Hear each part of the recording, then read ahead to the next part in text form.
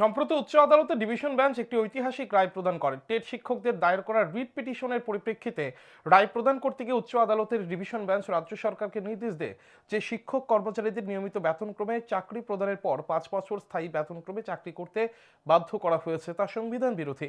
উচ্চ আদালতের division bench নির্দেশ দেয় নিয়মিত বেতনক্রমে চাকরি পাওয়ার পর 5 বছর স্থায়ী বেতনে চাকরি নয়, চাকরির প্রথম দিন থেকে তাদেরকে নিয়মিত বেতনক্রম দিতে হবে।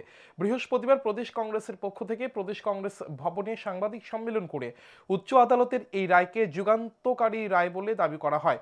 প্রদেশ কংগ্রেসের মুখপাত্র প্রবীর চক্রবর্তী জানান, উচ্চ আদালতের এই রায় অনেকের মুখোশ খুলে দিয়েছে। তিনি রাজ্য সরকারের নিকট দাবি জানান কোনো ধরনের টালবাহানা না করে উচ্চ আদালতের ডিভিশন বেঞ্চের রায় কার্যকর করার জন্য।